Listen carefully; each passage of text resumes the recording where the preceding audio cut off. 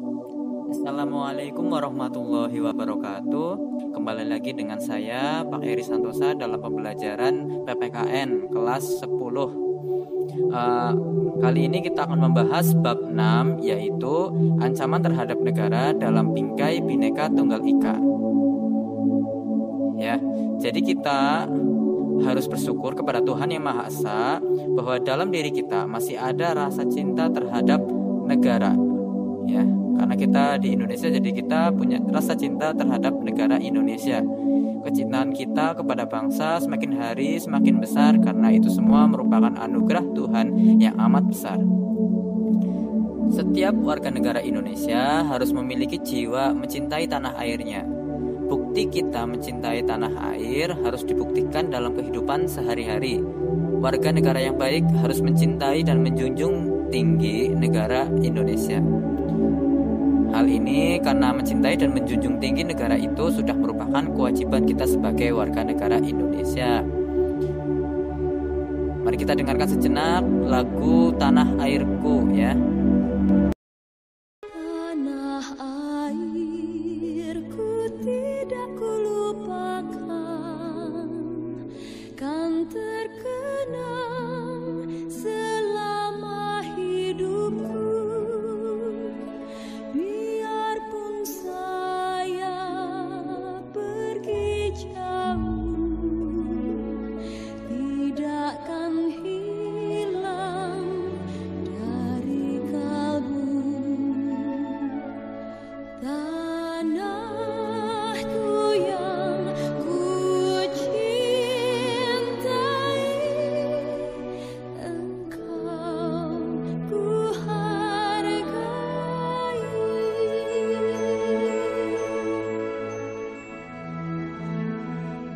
Walaupun banyak negeri ku jalani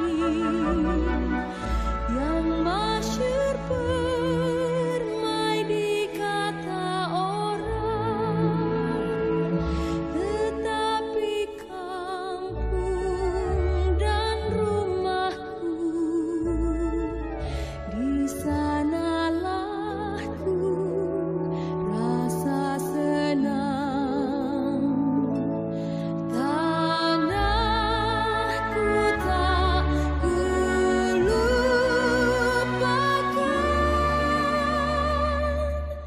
engkau ku banggakan.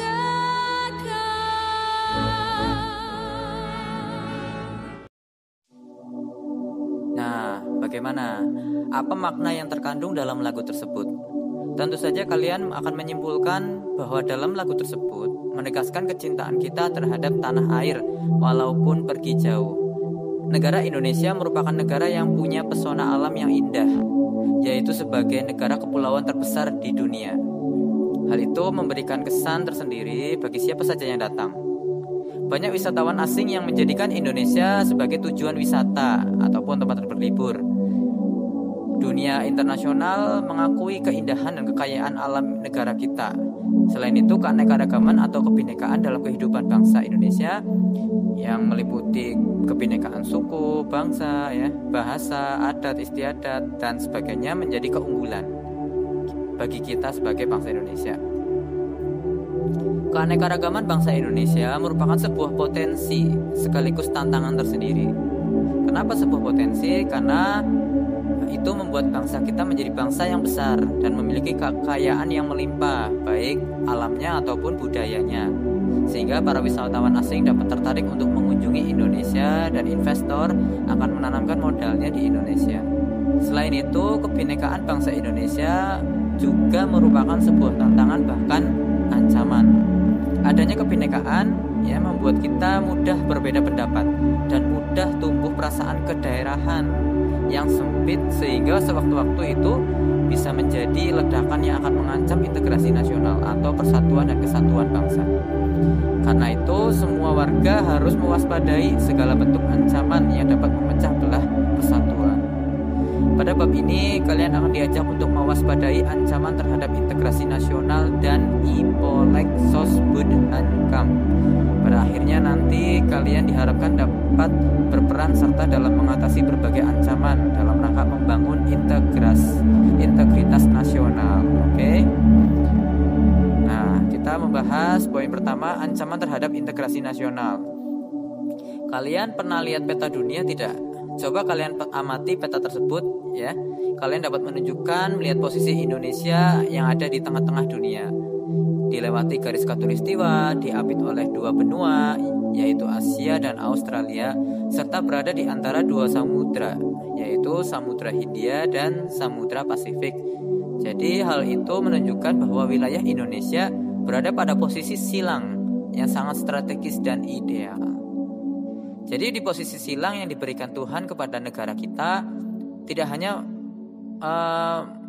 meliputi aspek kewilayahan saja, melainkan meliputi pula aspek-aspek kehidupan sosial. Apa saja? Jadi yang pertama ya, penduduk Indonesia berada di antara daerah berpenduduk padat di utara dan daerah berpenduduk jarang di selatan.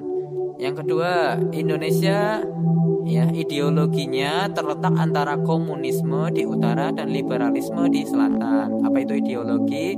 Ideologi itu ya gagasan, pikiran umat manusia ya. Yang ketiga, demokrasi Pancasila berada di antara demokrasi rakyat di utara, Asia daratan bagian utara, dan demokrasi liberal di selatan.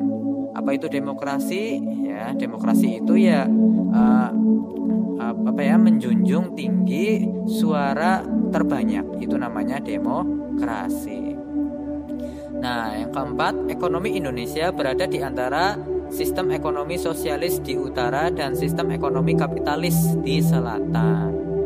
Ekonomi ya itulah ya perputaran barang dan jasa ya, dan keuangan finansial ya. Jadi kalau ekonomi sosialis di utara itu artinya dia sangat peduli akan sosial, jadi harus merata gitu loh. Barang, jasa, uang harus merata. Tetapi kalau kapitalis, siapa yang paling punya banyak uang, modal, dan alat-alat untuk memproduksi barang, dialah yang boleh bisa menguasai ekonomi. Yang kelima, masyarakat Indonesia ada di antara masyarakat sosialis di utara dan masyarakat individualis di selatan. Jadi Asia itu ya cenderung sosialis, kemudian di selatan yaitu Australia ya, itu kan negara barat ya. Itu juga termasuk individualis alias lebih banyak mementingkan kepentingan sendiri. Yang keenam, kebudayaan Indonesia berada di antara kebudayaan timur di utara dan kebudayaan barat di selatan. Kemudian yang ketujuh, sistem pertahanan dan keamanan Indonesia berada di antara sistem pertahanan kontinental di utara dan sistem pertahanan maritim di barat, selatan, dan timur. Jadi sistem pertahanan benua, kontinental itu benua di utara, dan kalau di selatan, di barat, selatan dan timur itu kelautan ya, maritim. Jadi posisi silang Indonesia merupakan sebuah potensi sekaligus ancaman bagi integrasi nasional. Apa sebenarnya yang menjadi ancaman? Ancaman bagi integrasi nasional datang dari luar maupun dari dalam negeri. Dalam berbagai dimensi kehidupan, ada ekonomi, ada ideologi, ada sosial ya, seperti itu. Ancaman tersebut biasanya berupa ancaman militer dan non-militer. Mengapa ancaman perlu diketahui? Ya. Jadi untuk menjawab rasa penasaran dan menambah pengetahuan, mari kita bahas secara singkat apa yang ancaman yang dihadapi bangsa Indonesia, baik secara militer maupun non-militer. Ancaman di bidang militer.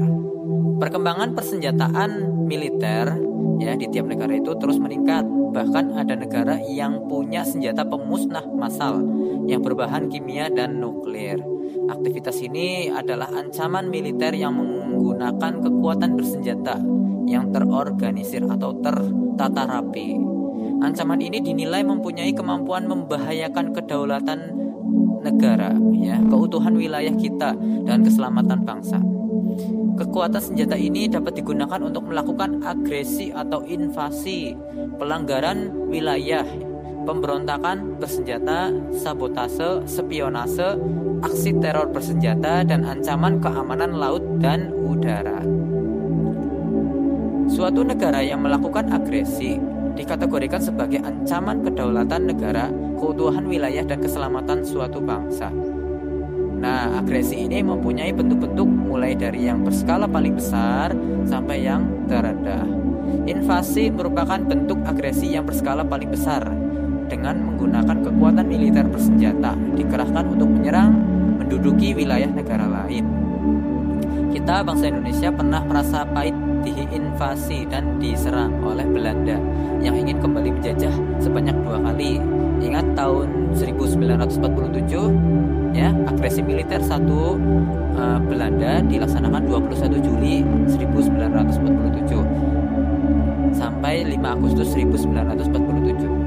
Agresi militer 2 ya di tanggal 19 Desember 1948.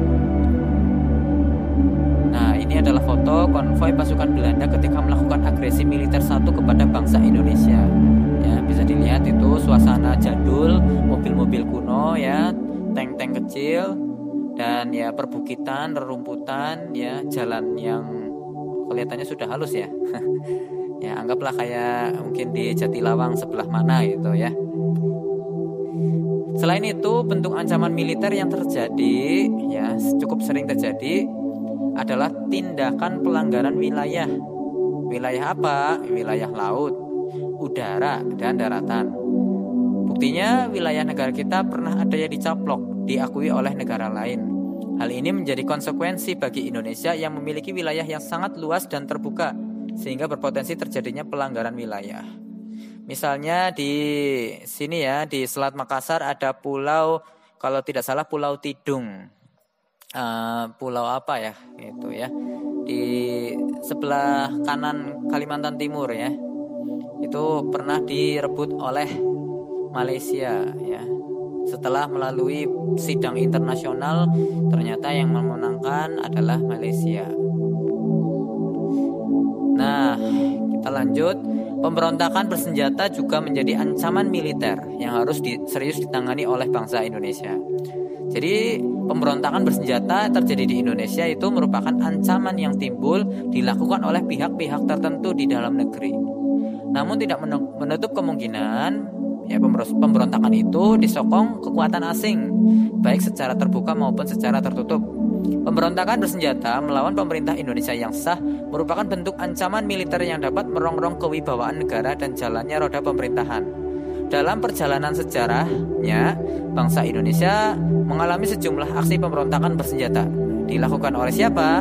Oleh DI atau Darul Islam dan TII ya, PRRI, Sebar Semesta, pemberontakan PKI Madiun, serta G30S PKI. Kamu perlu mungkin membaca sejarahnya lebih lanjut ya, supaya lebih paham kenapa setiap gerakan itu terjadi.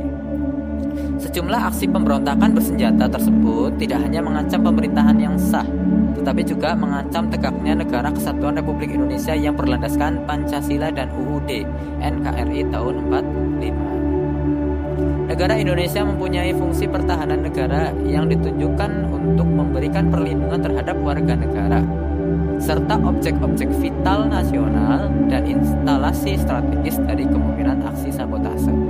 Hal ini memerlukan kewaspadaan yang tinggi, didukung oleh teknologi yang mampu mendeteksi dan mencegah secara dini.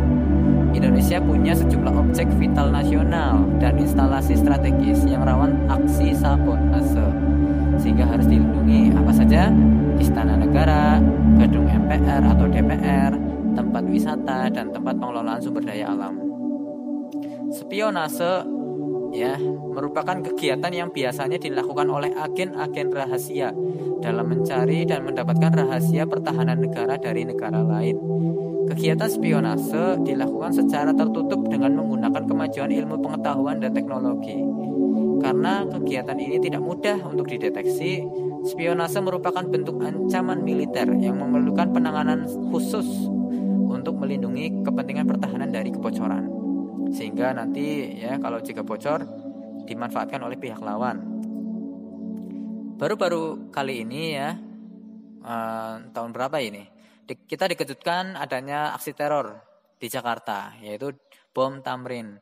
Aksi teror ini dilakukan secara terbuka di tengah kesibukan masyarakat. Aksi teror bersenjata ini memakan banyak korban, baik dari kepolisian ataupun masyarakat. Jadi ini merupakan bentuk kegiatan terorisme, mengancam keselamatan bangsa, ya, menebar rasa takut yang mendalam serta menimbulkan korban tanpa mengenal rasa perih kemanusiaan. Jadi sasaran aksi teror bersenjata bisa menimpa siapa saja, sehingga sulit diprediksi ataupun ditangani dengan cara-cara biasa. Perkembangan aksi teror bersenjata dilakukan oleh teroris pada dekade terakhir meningkat cukup pesat dengan mengikuti perkembangan politik, lingkungan strategis, dan ilmu pengetahuan dan teknologi. Oleh karena itu, segala bentuk teror harus dicegah dan dibasmi agar ketentraman masyarakat tidak terganggu. Selanjutnya, gangguan keamanan di laut dan udara, ya, tidak hanya di darat, juga perlu mendapatkan perhatian. Gangguan laut dan udara merupakan bentuk ancaman militer, mengganggu stabilitas keamanan wilayah nasional. Kondisi geografis Indonesia yang memiliki wilayah perairan dan wilayah udara terbentang luas menjadikan perlintasan transportasi dunia yang padat, baik transportasi maritim maupun dirgantara. Hal ini, ya, berakibat pada tingginya potensi gangguan ancaman keamanan laut dan udara. Adapun bentuk-bentuk gangguan keamanan di laut dan udara yang harus mendapat perhatian dalam penyelenggaraan pertahanan negara yaitu pembajakan atau perompakan, penyelundupan narkoba, penyelundupan senjata-senjata, amunisi, ya, bahan peledak atau bahan lain yang dapat membahayakan keselamatan bangsa. Penangkapan ikan secara ilegal juga termasuk, pencurian kekayaan di laut, dan pencemaran lingkungan. Ancaman non-militer. Kita kali ini membahas ancaman non-militer, ya, yang pada hakikatnya adalah ancaman yang menggunakan faktor-faktor non-militer, dinilai mempunyai kemampuan yang membahayakan kedaulatan dan kepribadian bangsa, serta keutuhan wilayah negara dan keselamatan segenap bangsa. Ancaman ini, ya, salah satunya akibat pengaruh negatif dari globalisasi. Globalisasi yang menghilangkan sekat atau batas pergaulan antar bangsa secara disadari atau tidak memberikan dampak negatif yang kemudian menjadi ancaman bagi keutuhan sebuah negara termasuk Indonesia. Ancaman non-militer antara lain, ya, berdimensi ideologi, dimensi politik, ekonomi, dan sosial budaya.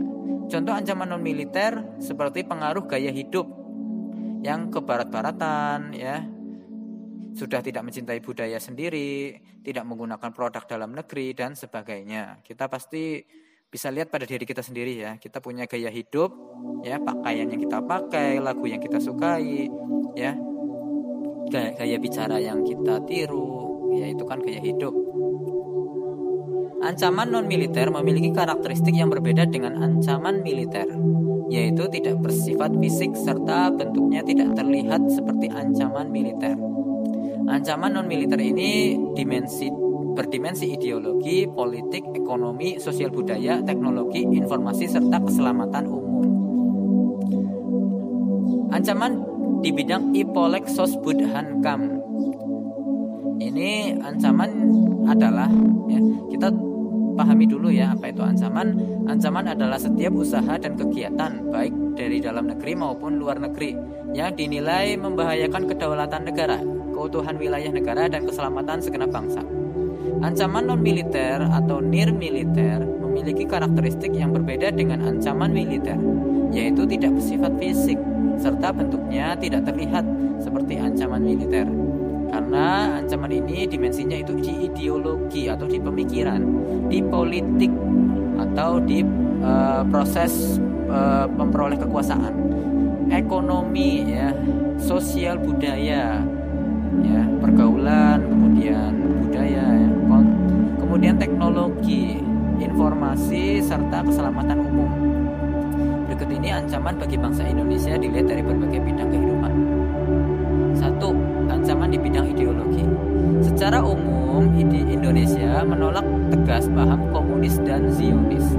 Akibat dari penolakan tersebut, tentu saja pengaruh dari negara-negara komunis dapat dikatakan tidak dirasakan oleh bangsa Indonesia. Walaupun ada, pengaruh tersebut sangat kecil. Akan tetapi kemudian, meski demikian, ya, bukan berarti bangsa Indonesia terbebas dari pengaruh paham lainnya. Misalnya pengaruh liberalisme. Saat ini kehidupan masyarakat Indonesia cenderung mengarah pada kehidupan liberal yang menekankan aspek kebebasan individual. Jadi sebebas-bebasnya ya. Mau kamu bergaul seperti apa ya, mau kamu bersikap seperti apa atau berperilaku seperti apa, yaitu bebas lah seperti itu. Sebenarnya liberalisme yang didukung oleh negara-negara barat tidak hanya mempengaruhi bangsa Indonesia, tetapi hampir semua negara di dunia. Hal ini sebagai akibat dari era globalisasi. Globalisasi ternyata mampu meyakinkan masyarakat Indonesia bahwa liberalisme dapat membawa manusia ke arah kemajuan dan kemakmuran. Tidak jarang, hal ini mempengaruhi pikiran masyarakat Indonesia untuk tertarik pada ideologi tersebut. Tetapi pada umumnya pengaruh yang diambil justru yang bernilai negatif. Misalnya dalam gaya hidup yang meliputi kemewah-mewahan, pergaulan bebas ya, yang cenderung mengarah pada perilaku seks bebas dan perbuatan dekadensi moral atau penurunan moral. Ya, semakin tidak sopan, semakin tidak menghormati ya, semakin semaunya sendiri, itu namanya dekadensi moral. Hal tersebut apabila tidak segera diatasi akan menjadi ancaman bagi kepribadian bangsa Indonesia yang sesungguhnya. Kedua, ancaman di bidang politik. Ancaman di bidang politik dapat bersumber dari bagian dalam negeri maupun luar negeri. Dari luar negeri, ancaman di bidang politik dilakukan oleh suatu negara dengan melakukan tekanan politik terhadap Indonesia.